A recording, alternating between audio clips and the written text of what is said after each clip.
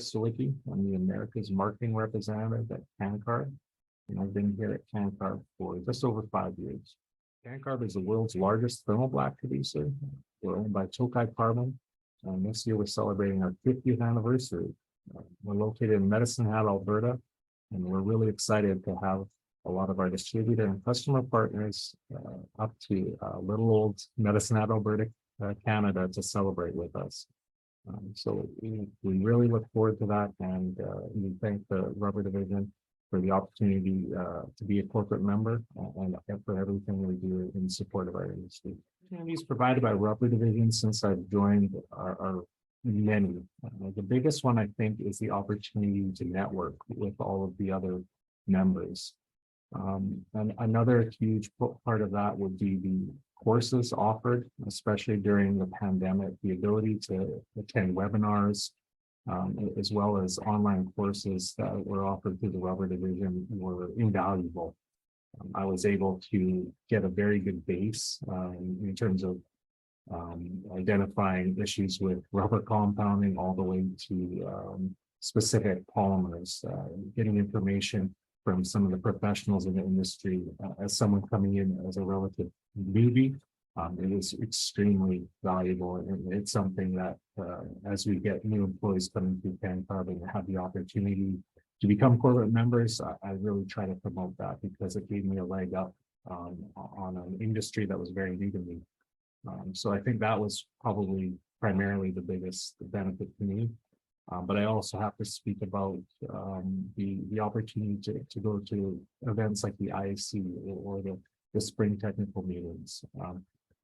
Seeing familiar faces, being able to pick people's brains about questions that I have in person, while the video and the webinar online are excellent, being in person is also a huge advantage, and building those relationships.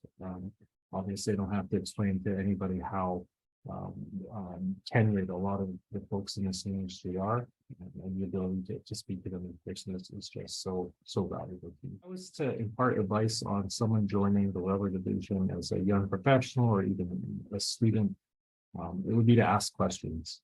I've never asked a question to anybody in the industry and gotten no response. It's either a very well thought out and interesting answer, or they directed me somewhere where I can get the information myself. Rubber has been around for a long time. I don't have to emphasize that. A lot of things are very well known to a lot of people, but as a new person coming into the industry, it can seem overwhelming. I myself came from a completely different industry. And coming in, it was almost just trying to keep my head afloat. But I realized, as soon as I spoke to a lot of the other members, as soon as I spoke to even the folks that work at Rubber Division, they're very good at being able to find the information you're looking for and direct you to your answers that you need. And I think the hugest benefit to that is that you can then have that information and impart it on the people that you directly work with. And I've been able to do that. I've been able to promote a lot of the technical resources that the Rubber Division's corporate membership provide. And it's helped a lot of folks around CanCarb just get answers to simple questions, or simple to some people anyway. So that's the advice I'd give, is just really don't be afraid to ask questions. Everyone's new at some point, and honestly, I think a lot of people, especially in the membership, are eager to help you out. So don't be afraid to do that. I grew up being fairly athletic, playing a few sports. I went to college on a volleyball scholarship.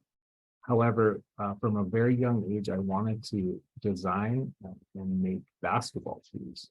So when I was probably 13 or 14, I would save my allowance every week, and every few months I'd buy a new pair of Jordans, a new pair of Iversons. The brand didn't matter. I just loved the look of them. I thought it was such an important thing, such an important part of the culture of being a kid was these basketball shoes. And at about 16, I realized I can't draw, I can't design, I don't have the creative bug in me. So I continued to collect the shoes, but my dream of designing them quickly left me. all said and told, I think I have about 400 or 500 pairs at this point, but unfortunately, as I'm getting close to my 40s, my wife is extremely unhappy with the room that they take up. So I might be reducing my collection fairly shortly. I just want to thank you for the opportunity, and you know, it's not just the lip service. We do, really value what we get with the corporate membership, and we do have folks here that really look at a lot of that technical information that's available and utilize it. So yeah, thank you very much.